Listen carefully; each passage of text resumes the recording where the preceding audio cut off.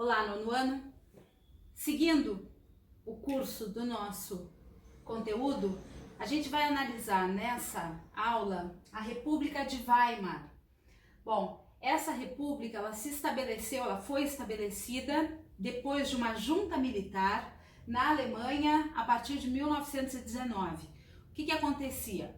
No fim da Primeira Guerra Mundial, e agora a gente voltou um pouquinho no tempo, a gente viu na última aula a crise de 29, mas agora a gente vai voltar antes da crise para ver o que acontecia na Alemanha nessa época. Então,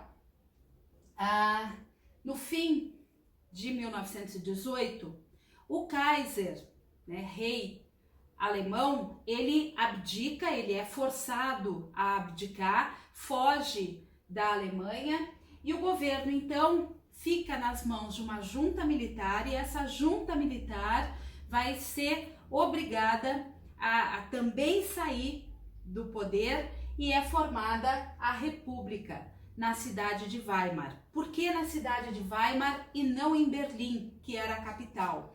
É que nessa época, a gente está aqui 1919, mas tem influência do que vinha acontecendo lá na Rússia também, que foi a Revolução. Os socialistas, eles estavam ganhando espaço e promovendo manifestações e passeatas e greves, principalmente na capital, em Berlim. Então, eles declaram lá em Weimar a República e de lá o governo começa a atuar. Nesse momento, a Alemanha enfrentava uma crise econômica devastadora em função das obrigações que ela tinha que cumprir através do Tratado de Versailles. Então, era difícil recuperar a economia sem uma injeção de dinheiro, de capitais. E essa injeção, ela vem com os Estados Unidos. Os Estados Unidos passam a emprestar dinheiro, a financiar obras.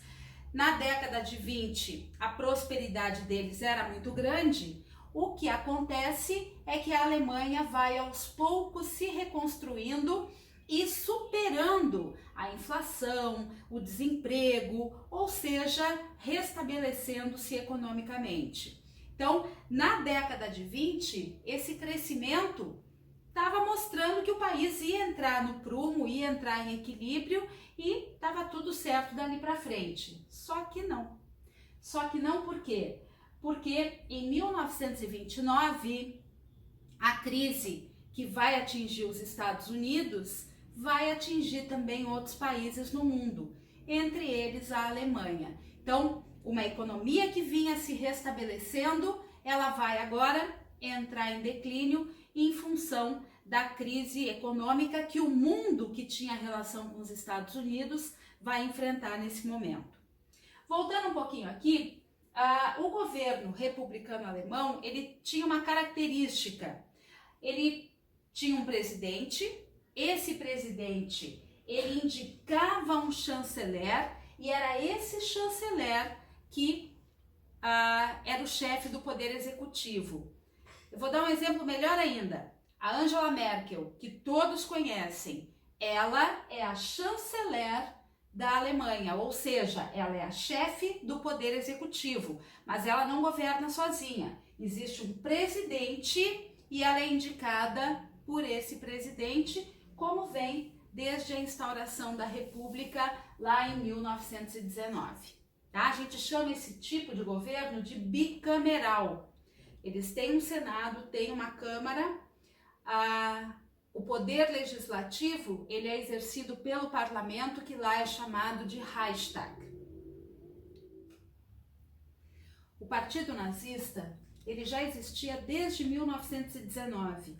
E mesmo com a Alemanha, durante a década de 20, tendo um respiro econômico, uma recuperação econômica, eles foram ganhando adeptos. Por quê? Porque eles proclamavam, em primeiro lugar, a superioridade racial alemã, a raça ariana, que seria a origem da raça alemã, eles diziam que era superior às outras. E isso num momento do pós-guerra, onde muitos soldados voltavam e não aceitavam a derrota na Primeira Guerra, eles e suas famílias acabavam entrando naquele roldão, naquela linha de pensamento que se achava humilhada pelo fim da Primeira Guerra, pelo Tratado de Versailles e pelas derrotas impostas à Alemanha.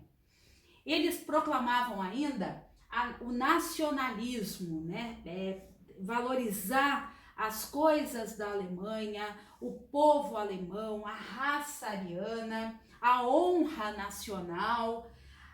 Acusavam o novo governo da República de Weimar de um governo traidor, que traiu os princípios alemães e que se subjugou ao capital norte-americano que era colocado no país. Bom, em novembro de 1923, eles tentaram, numa cervejaria na cidade de Munique, um golpe de Estado para colocar Hitler no poder. Ficou conhecido como Putsch de Munique. Ele foi mal sucedido pelo seguinte, porque a Alemanha estava bem economicamente, o governo estava forte, consegue conter esse grupo que estava tentando dar um golpe. O Hitler é preso e na prisão ele vai escrever o Mein Kampf, ou seja, Minha Luta, uma autobiografia que não falava só da vida dele, mas também daquilo que ele pretendia, das proclamações da raça ariana, da honra alemã. Então, esse livro, depois que ele saiu da prisão, ele volta a articular politicamente no Partido Nazista, e esse livro, o Mein Kampf, acaba se tornando o manual do Partido Nazista.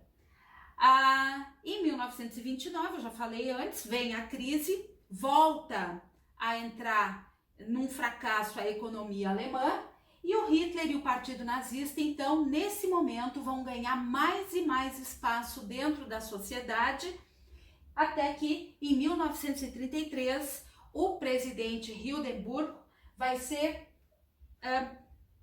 obrigado, né, vai ser influenciado para que Hitler seja nomeado chanceler. E assim ele chega ao poder, mesmo sem a eleição direta, ele é indicado e se torna chanceler na Alemanha.